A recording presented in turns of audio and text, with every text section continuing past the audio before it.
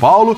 E no final ainda batendo o Flamengo, que teve também de curioso, né, nesse título do São Paulo, o título do Dorival para cima da equipe que o dispensou, mesmo tendo vencido Libertadores, Copa do Brasil, o time que o dispensou no final do ano. Ele vai para o São Paulo e conquista o título da Copa do Brasil justamente em cima do Flamengo. Para discutir tudo isso, essa grande vitória do São Paulo, essa grande conquista do Tricolor, e depois a gente vai falar também sobre as consequências para um Flamengo que perdeu tudo que disputou esse ano. Estamos com André Kfouri, Eugênio Leal, Vitor Birner, o sério, o compenetrado Vitor Birner, e também o nosso Pedro Ivo Almeida. Tá compenetrado demais, né, homem, né? Tá? Você fala o sério, brincalhão e o... Pedro Ivo Almeida. Né? Tá bom, então. O Birner tá compenetrado hoje. Ele acabou de dizer que as outras pessoas não são sérias e compenetradas. Não, estou dizendo... Eu não concordo. Ele tá bravo que eu fui cumprimentá-lo quando ele chegou. Acho que sem querer causei tá tudo bem com a Gisela aí? Tudo certo? Uma pequena dor. Uma pequena dor. Mas você vai superar. Mas não vou usar o compliance. Por favor, por favor. Até porque se tratava de uma demonstração eu gosto muito de você. Afeto. É verdade. E carinho. É verdade. Apesar de exagerada. São Paulo 1, Flamengo 1, São Paulo campeão da Copa do Brasil. Vitor Birner, boa noite. Boa noite ao senhor, William, Eugênio, André, Pedro, aos fãs e às fãs do esporte. Eu vi muita gente falando antes que a 70-30, mais que o dobro de chance, o jogo não mostrou isso. Muita gente, eu me incluo aí. Eu falei 70-30 para o São Paulo sexta-feira. Você se empolgam já me quando incluo, vocês veem já me as incluo coisas nessa. assim. Se você achasse que o jogo ia ser como foi o jogo de ida, contando estádio e outras coisas favoráveis ao São Paulo, tinha toda a razão. Mas era um jogo de um time tecnicamente muito mais capaz contra uma equipe coletivamente muito superior. E o título, ele tem vários simbolismos para quem quiser enxergar o futebol de uma maneira muito mais ampla.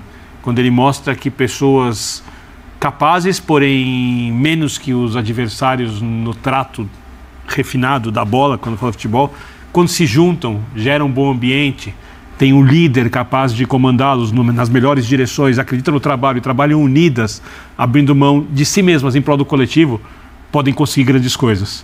E o São Paulo hoje conseguiu um título que, como você disse na abertura, é marcado por um contexto enorme, porque tem o jogo contra o Palmeiras, quando o São Paulo não tem alguns jogadores importantes, e o David faz um gol no Allianz Parque. O Luciano não jogou hoje, ele fez o gol em Itaquera, na semifinal da Copa do Brasil. No jogo de volta teve o Wellington Rato, né? Hoje, Rodrigo Nestor. Então, os personagens foram... Teve o Rodrigo Nestor na ida também, né? Que não fez gol, mas tem uma assistência e jogou bem. Além do Caleri, que é um símbolo disso, e do Alisson, que é um símbolo do empenho do jogo coletivo do São Paulo. Olha quantos nomes, hein? Tem Beraldo. Do Beraldo, que é o jogador técnico, do São Paulo perdeu o Arboleda e entrar o Diego Costa, que ano passado sofreu na final da Sul-Americana, né? Que é um jogador que é cria do clube e hoje fez uma boa partida dentro daquilo que o São Paulo conseguiu jogar hoje, porque o São Paulo hoje não foi melhor que o Flamengo, foi pior que o Flamengo. Mas o São Paulo construiu uma situação, e eu acredito muito nisso, anímica, que faz os jogadores realizarem coisas especiais. O gol do Nestor, para mim, simboliza muito isso. Nestor, que em dado momento foi criticado, era um jogador desacreditado, deu uma entrevista aqui para nós, no Bola da Vez, e se emocionou ao falar do avô, seu Nestor, que ele perdeu na Covid em 2021. Né? Tenho certeza que vale até uma homenagem, né? Tá vendo tudo isso, tá muito feliz com o Neto pensou nisso, o pai dele estava no jogo hoje, então vou juntando várias coisas que tornam o futebol uma coisa muito especial além do campo.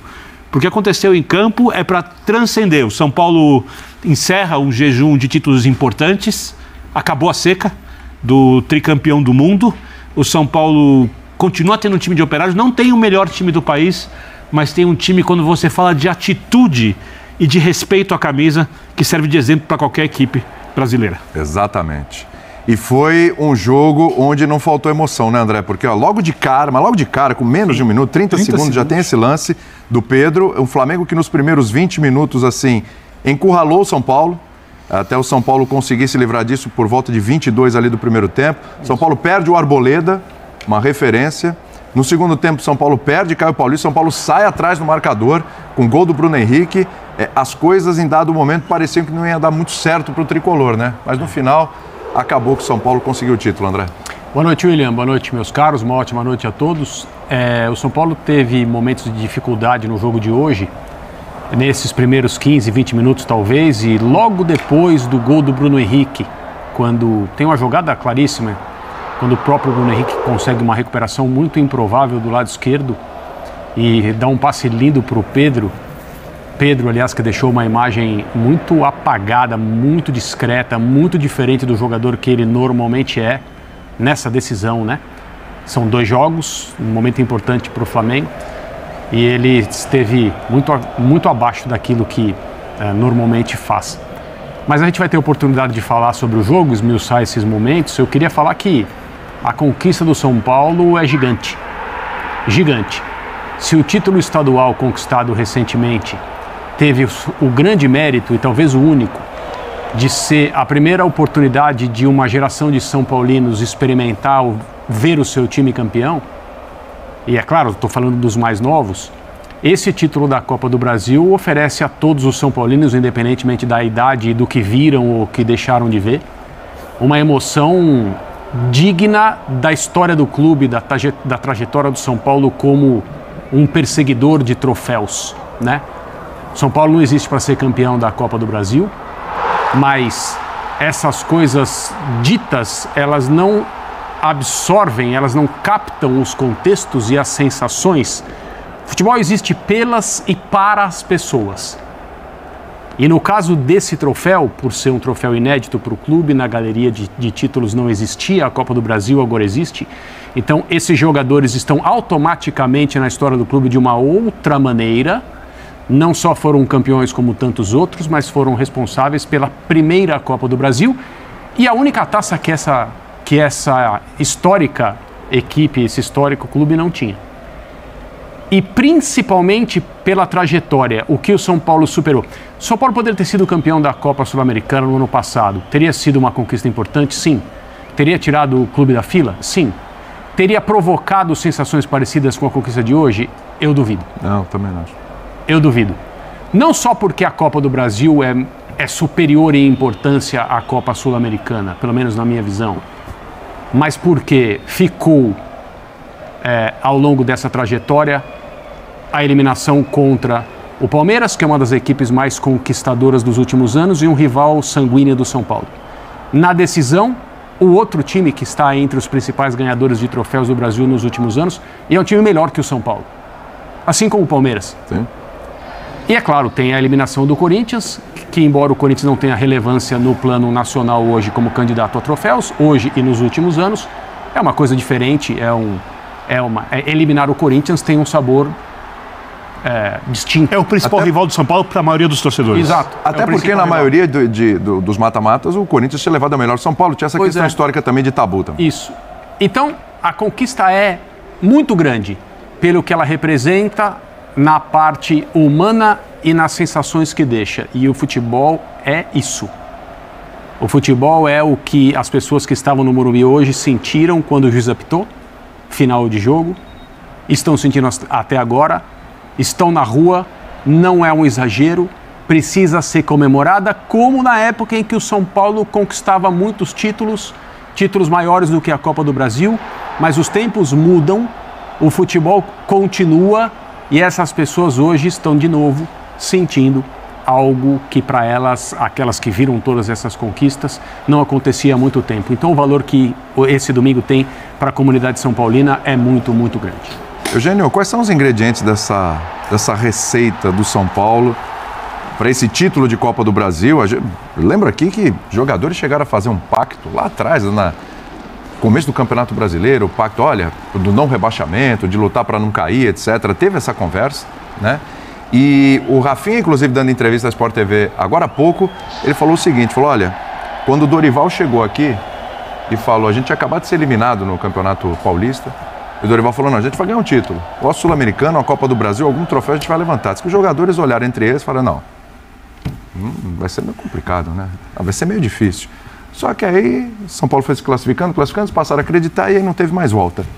Quais são os ingredientes aí desse São Paulo campeão, Eugênio? Tudo bem? Tudo bem. Boa noite para você, William, companheiros, fãs de esportes. Eu acho que os componentes vêm de antes, vêm de um elenco que foi montado e eu acho que não se pode deixar completamente de fora o nome do Rogério Ceni desse processo. Inclusive, o próprio Luciano falou sobre ele. O Rogério tinha questões mal resolvidas no trabalho do dia a dia dele, mas ele foi um técnico que ano passado levou esse São Paulo à semifinal dessa Copa do Brasil, perdendo justamente para esse Flamengo, levou à final da Sul-Americana. Isso tudo é um processo um São Paulo que tinha sido campeão com o Crespo no Paulista do ano anterior. Você vai colocando uma pedrinha de cada vez, você vai construindo. Para poder chegar nesse momento em que o São Paulo, e aí foi fundamental, né, a saída do Rogério Ceni, embora tenha criado fundações, tenha deixado lá a estrutura, basicamente o elenco é o mesmo, ele participou da montagem desse elenco, contratação de vários jogadores que estão ainda jogando aí, a chegada do Dorival. E após a chegada do Dorival, a chegada no final agora, né, já nessa reta de segundo semestre, por exemplo, do Lucas. O Lucas é um jogador que confere um peso ao time, embora não tenha sido destaque nesses jogos finais, é um jogador que dá peso dentro de campo. Então é um trabalho que vem sendo construído desde a troca dessa diretoria. Não estou aqui para ficar exaltando o dirigente, não. Mas é um passo de cada vez. E está caminhando. O resultado está aí. Prático em campo. Depois de tanto tempo, o São Paulo tinha vencido um paulista. Ano passado bateu na trave de voltar a ser campeão e esse ano conseguiu. Com um treinador mais experiente, cabelos brancos, né? Acho que a diferença muito é essa, né? O Dorival é um treinador que a gente vai pontuar também, é um treinador brasileiro. No momento em que o futebol brasileiro está dominado por técnicos estrangeiros. Que mostrou que é possível, sim, um técnico que já tem história aqui, que já passou por altos e baixos, acho que fez ao longo da carreira dele algumas escolhas equivocadas de aceitar trabalhos que não tinham perspectivas positivas, ele assumiu vários deles, sofreu, foi taxado, mas depois de um tempo afastado, até por questões particulares, ele voltou muito bem ano passado, no Ceará, no Flamengo, e eu acho que aí a gente chegou no ponto, né? Ele, campeão de 2 títulos importantes no Flamengo ano passado, a diretoria do Flamengo chega à conclusão de que ele não tinha estofo para os desafios de 2023. E aí não tem como, né, a gente não fechar esse ciclo. Inevitável. Claro. O ciclo está aí, está jogado na cara de todo mundo, né? Ele pega um São Paulo desacreditado, leva para uma final contra o Flamengo, que depois da saída dele se desmanchou, foi desmanchando, foi soltando todas as peças, todo o clima, ele foi apodrecendo até chegar nessa final e perder. Não estou dizendo dentro do campo, hoje a gente vai daqui a pouco debater o que foi o jogo ou não, mas a simbologia, né, dessa conquista do Dorival contra o Flamengo, que está em crise, obviamente está em crise, ela fecha um ciclo perfeito das escolhas equivocadas dos dirigentes do Flamengo e do respeito que o Dorival merece enquanto profissional que está há tempos no futebol e que, pelos cabelos brancos dele, encontrou um padrão de carreira do ano passado para cá, especialmente, do mais alto nível. Mas o Dorival, que, por exemplo, era o técnico da Galo Santos, do Santástico de 2010. Sim. Mas aquele time tinha grandes estrelas. Esse Flamengo tem grandes estrelas também. Precisava um técnico. Algumas são as mesmas. Exatamente. Não, 2010. 2015 ele volta a fazer um grande trabalho no Santos e não tinha Neymar, não tinha Ganso, não tinha Ricardo Oliveira, Gabigol. 2010 é fantástico. Nessa segunda passagem. É fantástico. Então, assim, dar os méritos a ele, entender que é possível sim que tenhamos grandes técnicos atuando no Brasil, brasileiros, nada contra os estrangeiros que somam, que agregam, mas é possível também você ser campeão com um técnico brasileiro, como o Flamengo foi ano passado, como o São Paulo é da Copa do Brasil esse ano, e para que a diretoria do Flamengo possa refletir um pouco sobre as decisões tomadas e por quem elas foram tomadas. Por que a coisa desmanchou durante esse ano de forma tão grave como desmanchou no Flamengo. Verdade. Para passar para o Pedrão, não tem como a gente não falar, é impossível não fazer a relação, não falar do Dorival, mas é bom sempre lembrar também esses trabalhos assim, do Dorival com relação a dar um outro horizonte para alguns jogadores. A recuperação de jogadores que a gente já falava aqui no domingo passado, ela se comprova. A gente está falando aqui do Santos de 2015, né? 10. Não, eu lembrei de 2015. Tá. Foi a outra passagem. O Marquinhos Gabriel nunca jogou tanto na vida dele quanto ele jogou com o Dorival. O Geovânio possivelmente teve seu melhor momento com a camisa do Santos, com a camisa de qualquer clube que ele jogou, com o Dorival.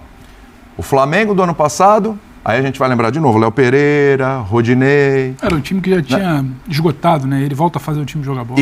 Exatamente, e que esses caras, torcida não queria ver o Léo Pereira, Rodinei, nem pintar de ouro. De repente esses caras foram fundamentais. E agora ele vem para um São Paulo, onde ele resgata Alisson, né? Onde ele resgata o protagonista, um dos protagonistas, hoje o Rodrigo Nestor, protagonista desse título, hoje fez o gol do título, sustenta, porque muita gente antes da final debatia se tinha que jogar ele ou o Michel Araújo, porque o Nestor não é um cara firme, apesar de ter alguma qualidade. Eu acho que o desabafo dele na entrevista passa muito por isso. Um abraço a você, William, Eugênio, muito mérito dele. Vitor, um abraço especial ao fã de esporte, ao São Paulino, porque hoje a festa tem que ser deles. O André fala que as finais e os tamanhos das conquistas passam muito por contextos e sensações. Acho que são esses termos que o André usa. E eu vou puxar só um pouco disso para falar, porque eu acho que a gente vai passar muito pelo Dorival por contextos, porque é inevitável. De um lado, é um time de operários, como diz Vitor Birner, mas muito ciente do que tinha que fazer. De bons operários. Ele tinha uma margem muito pequena de erro e ele sabia que ele tinha que executar aquele plano ali quase que à perfeição se ele quisesse vencer um outro lado. E esse outro lado tem, obviamente, um retrato ali de que não vence desde que o Dorival saiu. Perde tudo desde que o Dorival saiu e as histórias se encontram na final. Mas eu acho que a história do São Paulo não é só sobre o Dorival. Até porque a história do Dorival também não é só sobre a final contra o Flamengo. O São Paulo ele encara um Palmeiras que é o Palmeiras. A gente precisa falar muito pouco, não perder muitas palavras aqui, porque todo mundo já sabe que é o Palmeiras da atualidade. Ele vai e elimina. Ele vai para o confronto contra o Corinthians, onde a grande pauta do debate... o jejum em Itaquera, isso compromete qualquer comparação de trabalho ou não trabalho. Ele elimina o Corinthians. O São Paulo vem trazendo o Morumbi de encontro há algum tempo já, não só na Copa do Brasil.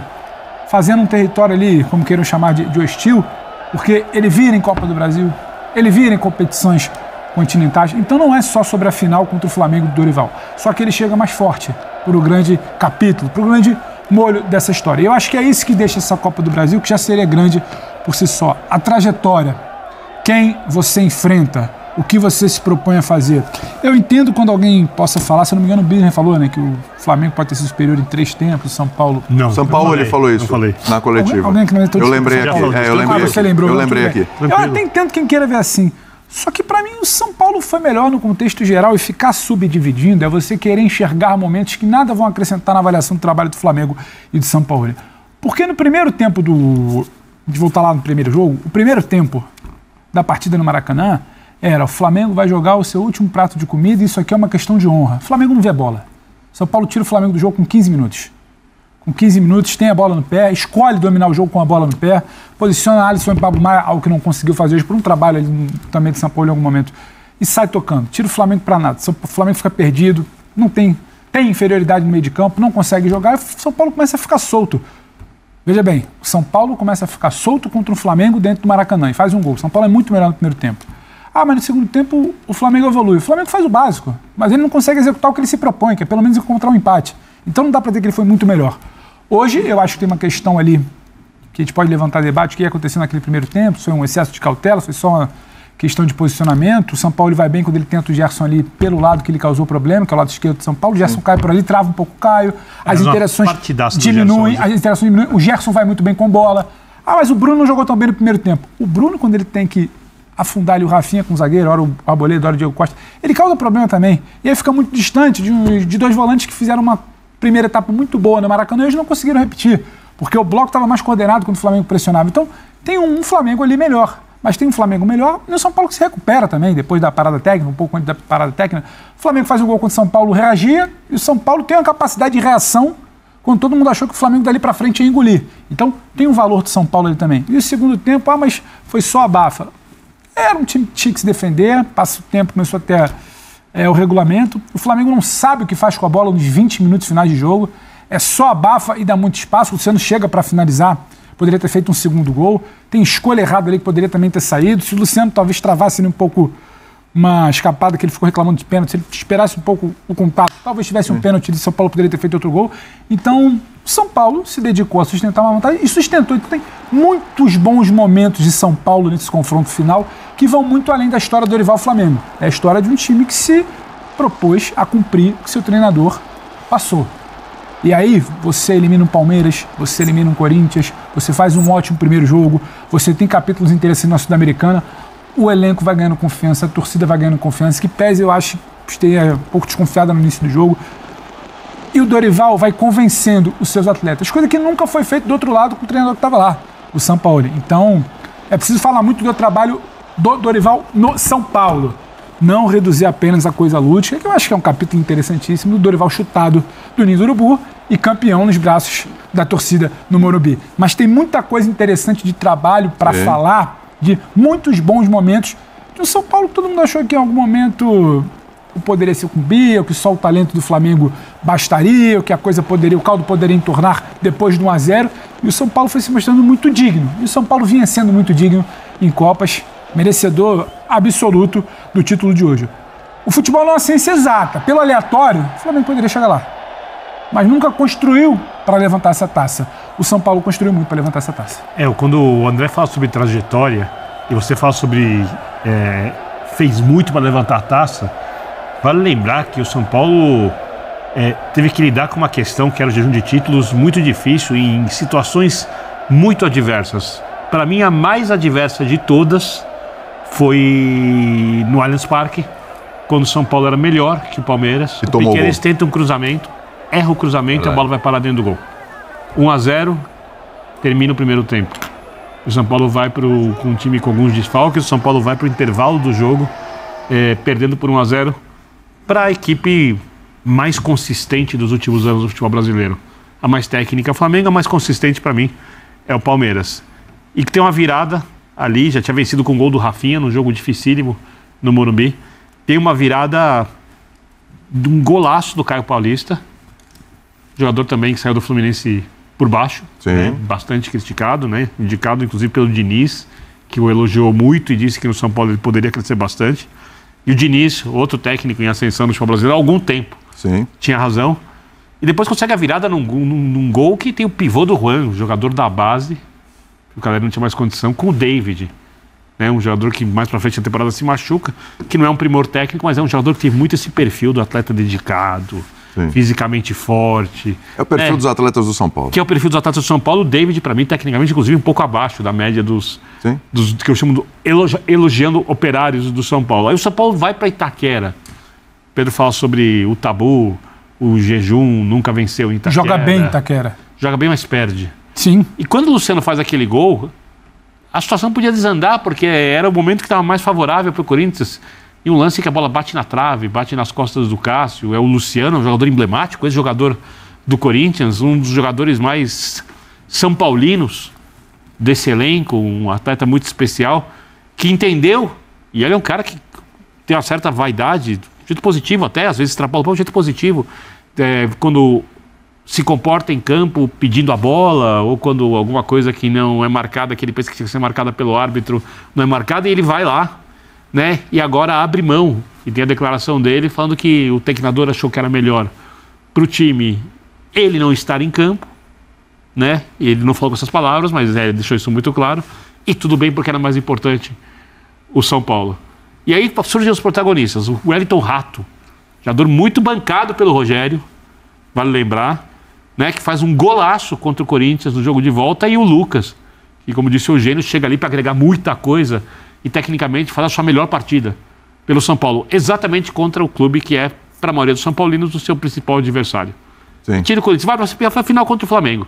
Quando surge, aí eu já falei na abertura, um Nestor. E quando o Caleri faz o seu único gol na Copa do Brasil. Porque são muitos ingredientes, seja de ineditivo. Jogador acusado de não ser jogador decisivo, hein? De não ser jogador decisivo. Caras que... E aí isso me incomoda muito no futebol. E que tem postura elogiável.